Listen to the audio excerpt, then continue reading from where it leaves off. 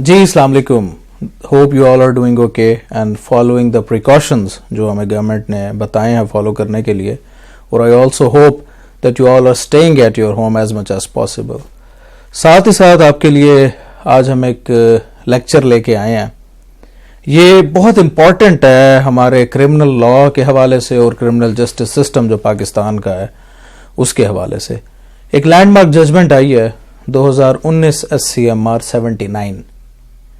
मैं इसका थोड़ा सा कॉन्टेक्स्ट बताना चाहूंगा कि अभी तक पाकिस्तान के अंदर क्रिमिनल जस्टिस सिस्टम में यह समझा जाता था कि जो जज की ड्यूटी है वो ये है कि किसी भी पार्टी पे बिलीव ना किया जाए अमंग द टू पार्टीज, और अपना ऑर्डिनरी प्रूडेंट माइंड इस्तेमाल करते हुए वो ये जज करें कि कौन कितना सच बोल रहा है और कौन कितना झूठ बोल रहा है, क्योंकि बिलीव ये किया जाता है कि पार्टीज दोनों ही झूठ बोलती हैं।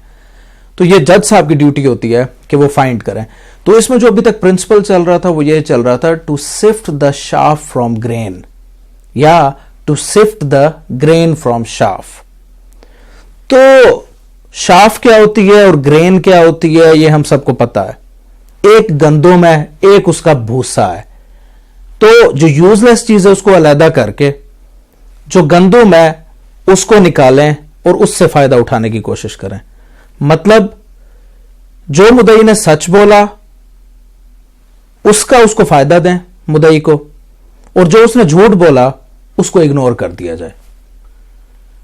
इस प्रिंसिपल को अभी तक यहां पे फरोग दिया गया था, और मुदई की स्टेटमेंट को, जो झूठ है उसको इग्नोर किया जाता था, और जो सच है उस पे मुलजम को सजा दे दी जाती थी। लेकिन इस जजमेंट के अंदर इन्होंने कहा है कि अब ऐसा यहां पर नहीं होगा। क्यों? क्योंकि इस तरह बहुत रूटीन बन गई थी कि लोग झूठी गवाहियां देते थे आके। ये हम कब तक आखिर बर्दाश्त करेंगे कि भाई हमें अदालतों को आके लोग ब्लफ करा रहे हैं और झूठ बोल रहे हैं। तो इस केस के अंदर जो बेसिक काम किया गया वो ये किया गया कि to sift the chaff from grain के प्रिंसिपल को रिडंडेंट करार दिया गया, और उसकी जगह एक दूसरा प्रिंसिपल जिसको कहते हैं omnibus principal, फॉल्सस in Uno फॉल्सस in omnibus, meaning thereby false is one thing is false in everything। अगर एक गवाह ने या मुदई ने अपनी एक स्टेटमेंट दी है तो उसकी कुछ स्टेटमेंट का हिस्सा सच है और कुछ उसकी स्टेटमेंट का हिस्सा झूठ है। तो ये नहीं करेंगे हम कि झूठ को इग्नोर कर देंगे और सच पे सजा दे देंगे, नहीं।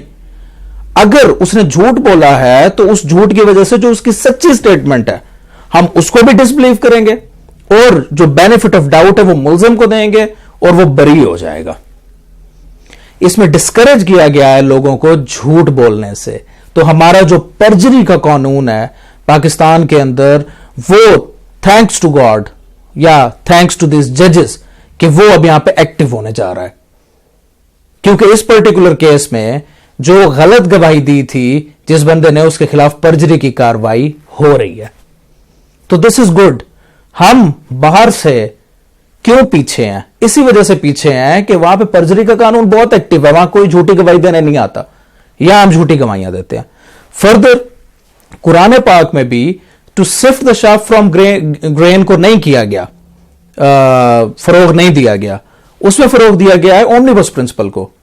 सूरह बकरा की मेरे ख्याल आयत नंबर 42 है, बिस्मिल्लाहिर्रहमानिर्रहीम, वला तलबसून अल हक्का बिल बातिली व तक्तुमून अल हक्का व अंतुम तालमून, कि do not mix the truth with the falsehood while you know it.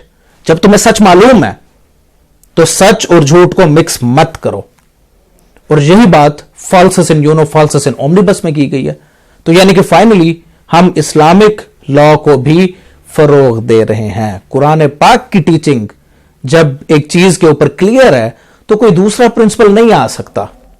अभी तक वो चल रहा था, खैर जो हो गया व्हाट्स बायगॉन इज बायगॉन।